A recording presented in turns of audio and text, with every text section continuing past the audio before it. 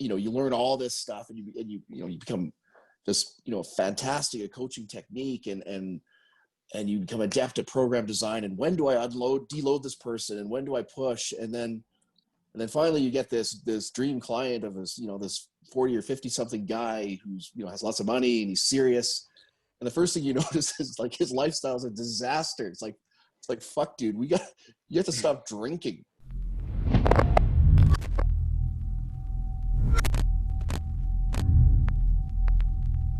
So it's everything you do right now in the fitness industry is 100% online. Yeah, and interesting that you say that. It has been for years now, ever since I was kind of a hybrid. When I was working with Teen Asian especially, I was still training people on the side. I still would do kind of odd fitness jobs for money, like freelance editing, just whatever. But still always had clients. But my wife, who's in medical, she wanted to specialize about 8 years ago. So we moved to the US for her to go to school. And I couldn't train people anymore. I no longer, that would be illegal. I'd get shot or thrown out of the country, something like that. But so that's when all of a sudden I needed to make money, and the only way I could do it was strictly online. So that was kind of like the fork in my ass to really go deeper into online coaching. And I quickly saw that how lucrative it could be, and also how terrible it can be. And I don't know, I slowly kind of worked out the bugs and created my own system that is still improving, but, certainly takes advantages of what online affords you to do while trying to minimizing the disadvantages. So yeah, go ahead. Sorry. Oh, well, it sounded like the location and the move forced your hand then, and you were like, totally. Right, I'm going to have to go fully online. Yeah, totally. I'm glad you said that. That was exactly it. Because even when I was doing it kind of in the hybrid model, I would always be like, I just always saw in-person training as that's the gold standard. Like that's the craft. Okay. And everything else is like a lower cost, kind of watered down version of that. And, someone can't afford to train with me 3-4 days a week in the gym. Okay, well, here's this online model. And I had that. It held me back in a lot of ways. But at the same time, I'm glad I felt that way, because like even today, I'm really busy online, legitimately, but I'm trying to find ways to train people in my house, because I just think that is the foundation of what we do, or at least what I do. And even if I get like five client hours a week doing that, it just, I don't know, it greases a groove that I think is just so essential to the online coaching process. Totally agree. We are 99% online, but whenever we do in-person meetups or something, there is so much in there that you're trying to explain online and stuff. And you're like, can I just like get in a gym with you just for an hour? We'll just sort this out, and then you'll be fine for the next year. But I think there's something to be said for that. And you've, I suppose now people are faced with the same hand being forced, but through COVID and through all of this going on with, we've had many gym owners that are now being forced to suddenly step into an online space. Yeah. And I think a lot of the time that they're struggling with not only the technical aspect, but the fact that some of these skills as a PT don't map directly onto working with someone online. Can you talk to us about the kind of experience that you've had from moving hybrid and online, and what the different challenges that you face are when you're working with people? Well, when you're working with people like just in their face, like 3-4 times a week in the gym model, I mean, yeah, if you're good and if you're really conscientious and the client is conscientious, you also sort of cover diet. Like maybe they keep a food log, maybe whatever, after the session, you talk about lifestyle or stuff like that. You get to know them.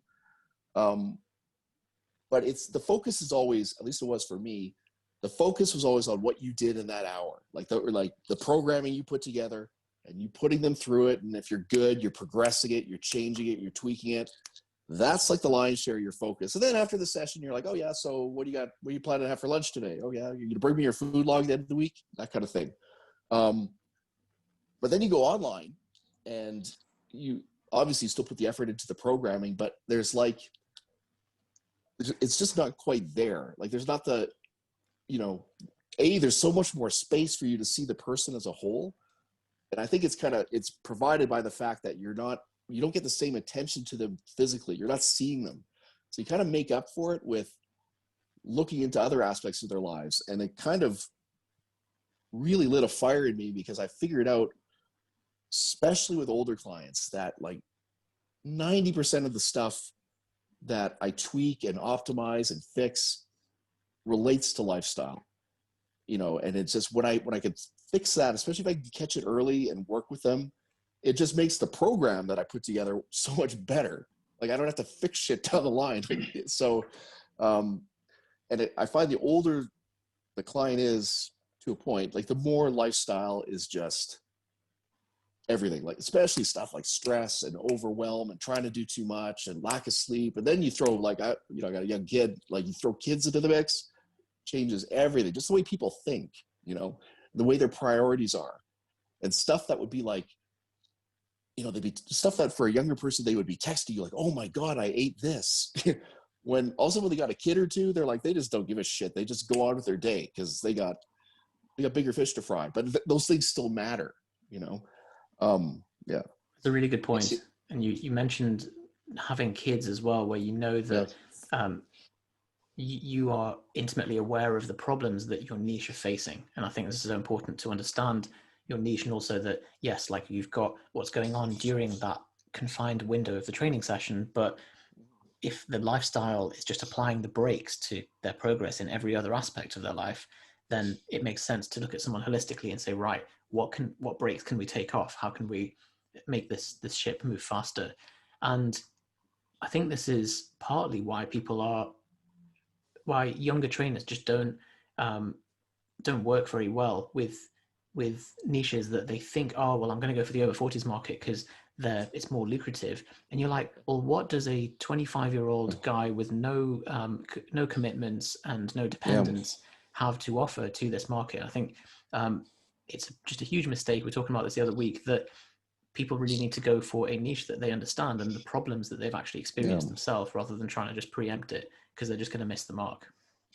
Oh, it's just huge. And like, let me be frank, there are 25-year-olds who are way more educated than me, and they're probably fantastic bodybuilders, and they're probably great coaches, and they're probably, could put a client, even an older client, through a workout and be like, all right, we'll fix this, we'll correct that, push your knees out here, like all those tweaks. But and again, this was me. I thought, even as I got older, I thought I understood what it's like to be older. I know that sounds silly, but it's not until you're in the mix and you have all these kind of, dare I say, existential challenges, whether it's kids or aging parents or just different ways you look at life. It just changes the way you see the entire process. You see things, you use the word holistically, and that's a great word. Like, you see how everything is connected. You see that you can't always be pushing or even you can't always be pushing everything, and it's just, it was so humbling for me to have my ass handed to me personally. When I had a kid, I thought I was going to be that dad who, oh, my kid's born at 9 a.m. All right, I'll go squat at 3, and then I'll come back and be super dad. Like, fuck, I think I was a mess for about 3 months after just this huge life change. And it wasn't so much that I was weak. I just didn't know what I was getting into, like until I did get into it. And so I do think a younger trainer, I don't want to be that guy who's like, oh, you're too young to do this, because that's bullshit. But it's like, you have to really, the only people who say age is just a number, I find, are people who aren't that age. Because it's true, man. It's just, life changes and your priorities change, and you could pretend it doesn't, but they're changed for your client. And if they feel that you're not vibing with them and you're not appreciating the little horror stories that they have every day, like my kid shit all over his car seat, that's why I'm late. It's like that kind of thing. Just if they feel you're not respecting that or acknowledging that, they'll just they just won't buy in as much. Yeah, I think the marketing lesson there is just to do your market research and understand your niche. And, I never trust when you have a male trainer who's like, oh, I specialize in postnatal stuff, or I specialize in helping women around their menstrual cycle. It's like, Well, you're kind of going uphill with that to try and convince hordes of women that you are the expert in this.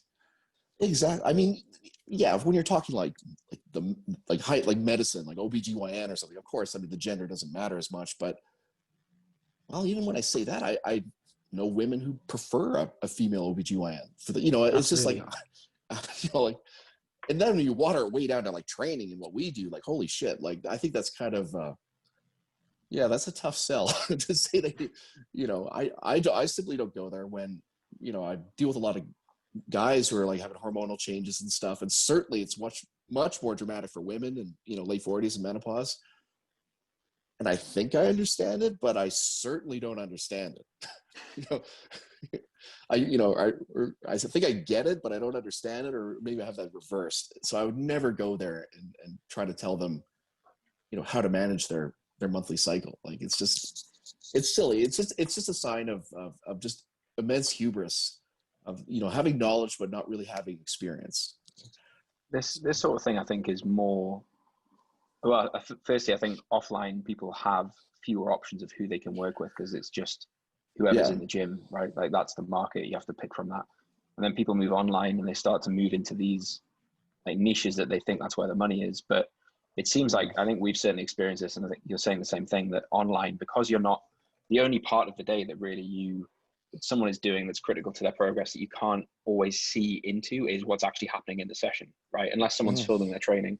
So you become more of a consultant about, well, let's talk about what's happening the 23 other hours that like is when all this stuff really fills in. So how is the fact that you're a new dad or a new parent affecting your sleep? And let's talk about that. So you almost become this kind of fitness consultant, nutritional consultant, lifestyle consultant for that person. But that, I think we talk a lot to people about how they are almost two separate skills. But when a lot of coaches who have kind of all this knowledge built up from all the T Nation reading they've been doing, it's when they get to really apply it with people for the first time. Because you can suddenly, it's like, I'm not just looking at squat technique, I'm fixing a sleep problem, or I'm talking to someone about like habits and behavior and things like that. Well, yeah, and it's that classic joke of you learn all this stuff and you become just fantastic at coaching technique and you become adept at program design, and when do I deload this person, and when do I push, and then finally you get this dream client of this 40 or 50 something guy who's has lots of money and he's serious, and the first thing you notice is like his lifestyle is a disaster. It's like fuck, dude, you have to stop drinking. You have to stop drinking so much. Like, let's start with it's I'm making fun of it, but it's that, like, it's these huge lifestyle impediments that you got to like address first, or all the like should I apply 5-second eccentrics this phase? Like, all that shit just doesn't matter. I mean, you can pretend it matters and feel good about yourself, but you're just like, some of the stuff I see, and I think that's the other thing. When you get a little bit older, like especially guys will be a little bit more apt to share the stuff that they're doing that they don't tell anybody else. Because everyone compensates for stress in some ways. Some people just do it in a lot less healthy ways. And again, I'm not making light, but these are the kind of things that make a huge difference. That's a really important point. Like, everyone has their coping strategies and their ways to deal with tension, but we may as well pick one that's going to be more productive than one that's not.